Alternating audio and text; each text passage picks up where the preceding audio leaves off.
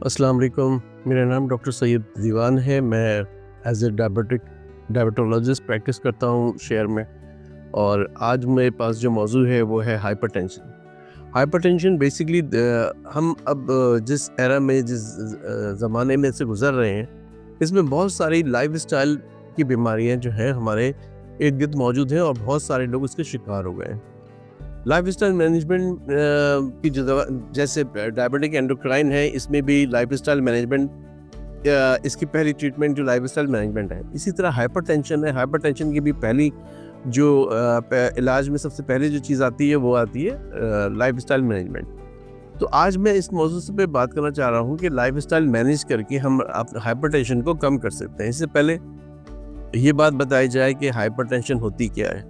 Hypertension हमारे पूरे जिस्म जो है उसमें खून की नालियाँ पूरे जिस्म में फैली हुई हैं और पूरे जिस्म के तमाम ऑर्गन्स को खून की नालियाँ दिल से खून लेकर मुख्तलिफ जगहों पर जाती हैं। इन खून की नालियों में जब दबाव बढ़ता है तो उसको हम कहते हैं कि ये खून का दबाव बढ़ गया है, या बुलंद फशार खून, या हाइपरटेंशन कहते हैं। हाइपरटेंशन की वजह अभी तक बहुत ज़्यादा नोन नहीं है। 90% इसकी वजह लोगों को नहीं पता, जिसको आइडियोपैथिक कहते हैं। इसकी कोई ख़ास वजह नहीं पता, लेकिन 10% वो वजह होती है, जैसे किसी को किडनी डिजीज़ है, हार्ट डिजीज़ है, डायबिटिक है, टेंशन में है, या कोलेस्ट्रॉल बढ़ा हुआ है, या कोई और वजह है, तो उसकी वजह से हाइपरटेंशन हो जाती है।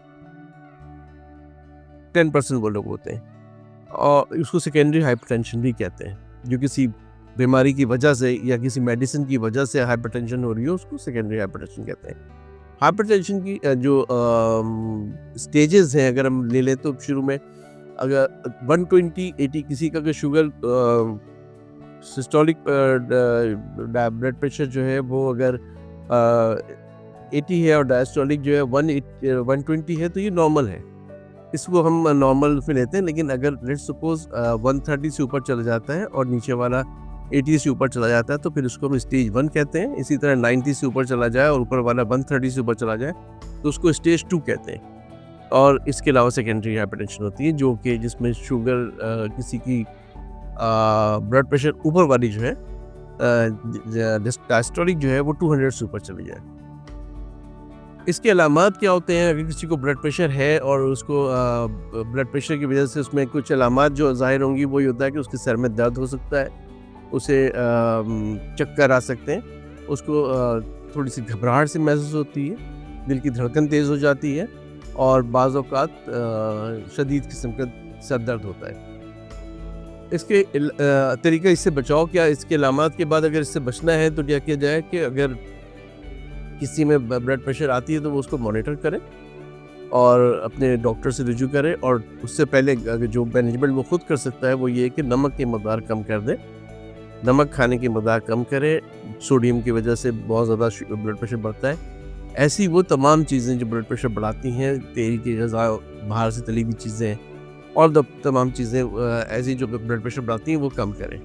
बाज़ औक़ात बहुत ज़्यादा सोचने से, नींद की पूरी कमी से, नींद पूरी ना होने से, या बहुत ज़्यादा किसी चीज़ को बहुत ज़्यादा सर पे सवार कर लिया जाए या टेंशन ली जाए, उससे भी ब्लड प्रेशर बढ़ जाता है।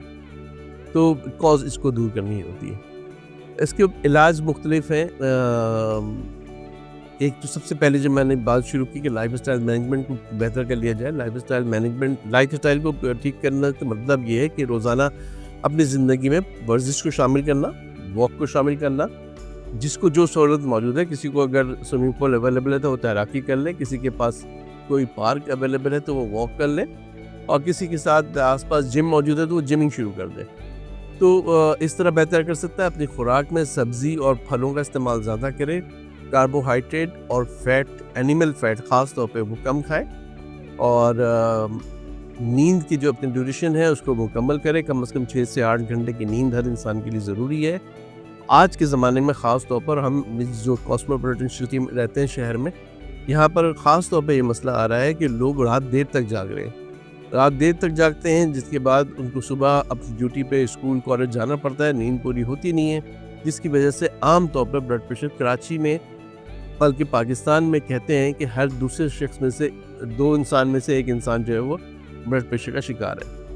तो उसको कंट्रोल किया जाए, अपनी ज़िंदगी गुजारने के तरीके को कंट्रोल कर लिया जाए, तो ब्लड प्रेशर पे कंट्रोल किया जा सकता है। वरना डॉक्टर से रिव्यू करेंगे तो डॉक्टरों के पास उनकी दवाइयाँ होती हैं, एम्लोडिपिन है, वालसार्टन है, एएस इनहिबिटर है, बीटा ब्लॉकर है और बहुत सारी दवाएँ हैं जो कि डॉक्टर उसके मुताबिक जिस तरह की कंडीशन होती है मरीज़ की उसके मुताबिक दी जाती है।